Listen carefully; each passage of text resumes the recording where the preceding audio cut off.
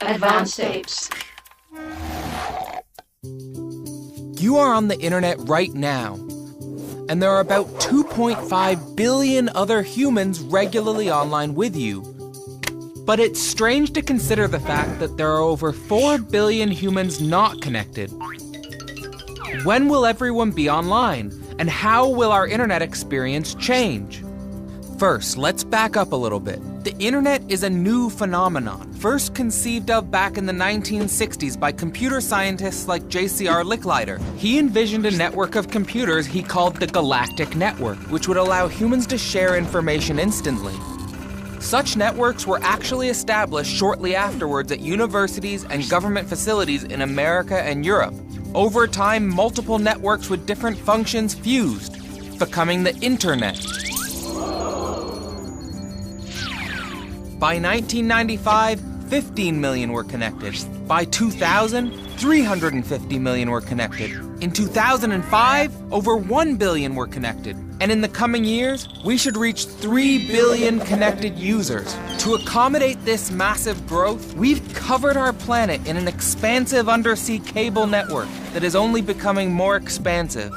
But obviously the changes that have taken place aren't just quantitative. We all know that the internet has evolved from being passive, unorganized, and asocial into something that is now active, alerting you to things of interest, organized with search engines and wikis, and massively social, connecting you to your friends and you with the world on every web page. Hi, hello there. Remember, Google only emerged in 1998, Wikipedia in 2001, Facebook in 2004, YouTube in 2005, and Twitter in 2006. A world without these services now seems like ancient history, and they are more than just fantastic communication devices that give you access to all world knowledge. They are also memory enhancers. Imagine if we could read Leonardo da Vinci's blog, Charles Darwin's Facebook timeline, or Albert Einstein's Twitter feed. For the rest of your life, you will be able to curate and preserve your stream of thought on these mediums. If you operate a blog, you now have detailed storage of your state of mind that you can keep forever and easily share with the rest of the world. Our ancestors didn't have such a remarkable luxury. These platforms allow us to build collections of communities, but we are also joining these communities on new collections of technologies. First the PC, then the laptop, then the smartphone and tablet, soon smartwatches and glasses and clothing. Wearable computing is already here. And they aren't just helping people in the developed world. They are driving faster internet connection growth in the developing world. Over the past decade, the absolute number of users in Africa is up 33%, and up 17% in South America and Asia. Nomadic computing, something that was impossible 10 or 15 years ago, is now becoming ubiquitous. Google Loon is a project that is trying to accelerate this process by building a network in the sky to bring the internet to everyone.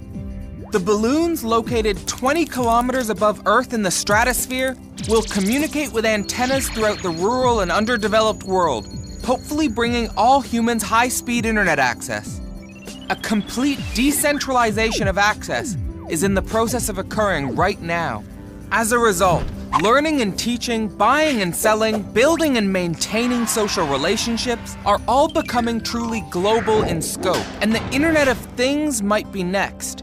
A world where all physical objects are seamlessly integrated into the internet. Our vehicles, our homes, and all of our things, equipped with simple wireless sensors and infused with microscopic computers. This would result in a world with 50 to 100 trillion objects online, which is the goal of Helen Deuce, director of the RFID Center at Cambridge. We would be living in a planetary environment sensitive and responsive to our presence, something computer scientists are starting to call ambient intelligence. If Mike from Idea Channel isn't already right in declaring the offline-online distinction meaningless, an Internet of Things world would definitely eradicate this distinction. You wouldn't need to go online. Online would be everywhere and everything, and it would be the medium within which all human communication took place. All 7 or 8 billion of us, all the time. This medium may also include artificial intelligence. Think Watson-like AI embedded into the internet's architecture. How may I help you?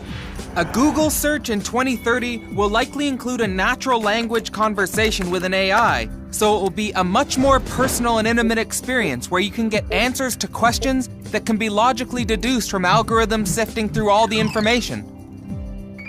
Several research groups are also working on full immersion virtual reality that can become integrated into the internet.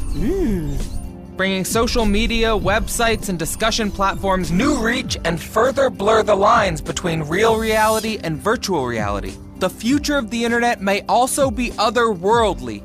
Computer scientists like Vint Cerf have set their sights on the establishment of an interplanetary internet, where the Earth would become a central node in an interplanetary backbone. Construction of such a communication system would be the logical first step towards the successful establishment of a Martian colony.